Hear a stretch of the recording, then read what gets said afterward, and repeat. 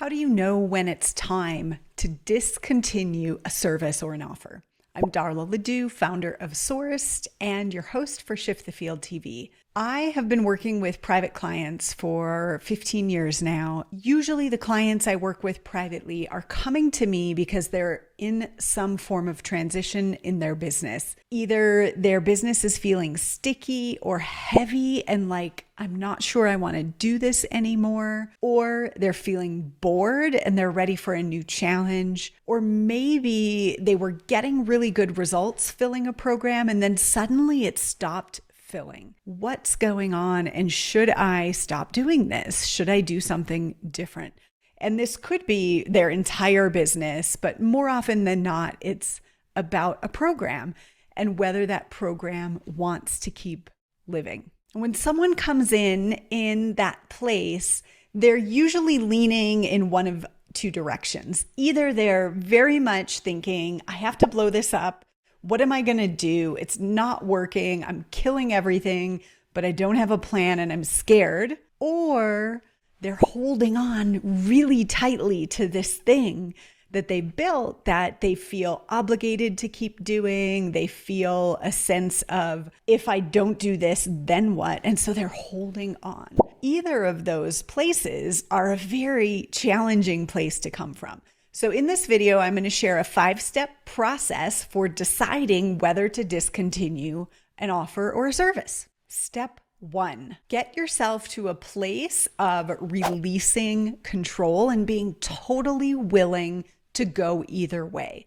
In other words, a state of unattachment. My favorite people to work with know that they have to come in unattached. It's not always easy, and most people are attached one way or another, or maybe we think we're unattached, but we're not. I remember when my marriage started falling apart and the coach I hired because I knew that he was capable of being unattached to whether I stayed married or not, like could hold all the possibilities equally.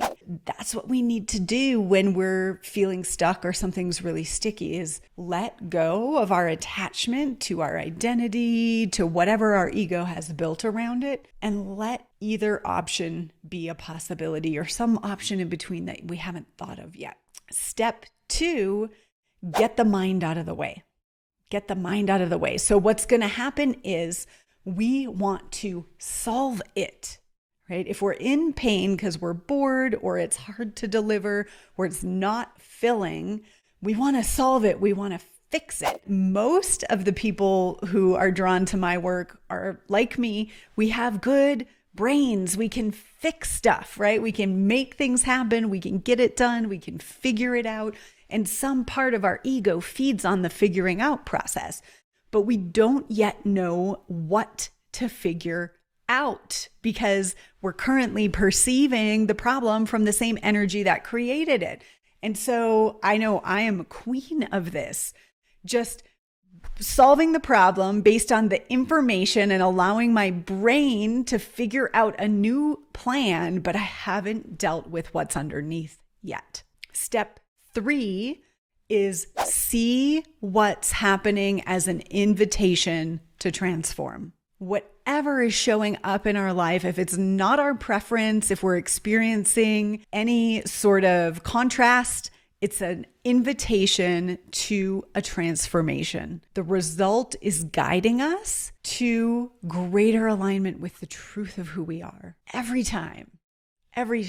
I would say at least half of the time, there's an energetic solution to the thing that doesn't require you to blow anything up or to cling to it like it's life and death. There's an energetic solution that will change everything. Now, step 4, this is our specialty here at Source, energy first. Step 4 is energy first.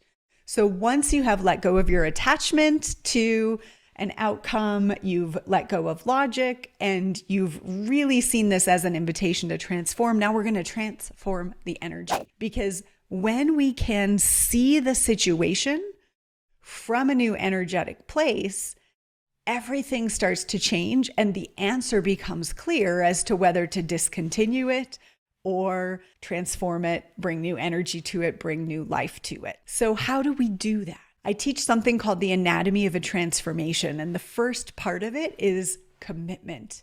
If you are in a place where you're being invited into transformation, you're invited to release control so you can see a new truth of how you might hold this offer or do business differently. If you're in that place, it's because there's something that you committed to that caused this to show up. It might have been consciously, and it might have been unconsciously, that some part of you said, no more, no more.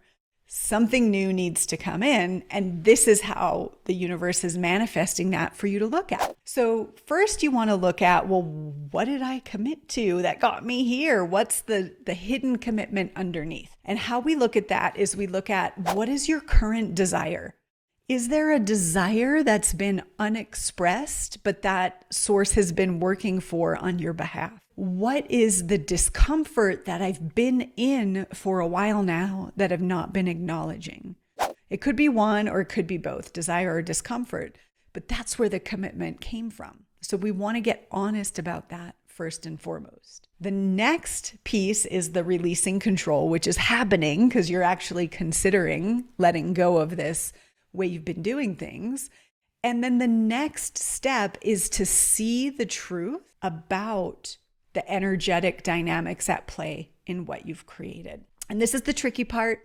I recommend guidance for that. I'll give you a resource at the end of this video. We need to be willing to see what we haven't seen. So for me, recently, I've had a couple of cohorts in a program that I run that have been smaller than usual. Our enrollment has been lower to the point where it got my attention, right? Like it had been a predictable, reliable flow of clients and money through the business for this particular offer. Then it wasn't. And it got my attention and it had me really look. What I had to look at was not the obvious. It's not the obvious things, although that's part of it. That, these are the numbers that you need to hit to have profit in the business and all of that. That's clear, right? But the energetic truth of how I've been holding the program is the thing that I really need to look at. And I've grown the program. I've brought in support for the program. I've been doing it in a certain way, in a certain context of energetic holding of the people and the process and the classes and the content and the workbooks and the right? I've been holding it in a particular way, and there's an energetic relationship there that my soul has said doesn't work anymore. As a result, the results are showing me that to invite me in to reinvent with further alignment. And so for a few weeks, I actually did nothing. I committed to not letting my logical brain go solve it or fix it. I committed to not doing something else to relieve the fear or the pain or the pressure around it, and to just be in the seeing of the truth. The seeing of the truth of the energetic dynamic that's ready to be transformed. Now, here's the thing about seeing truth. We have to see truth with non-judgment.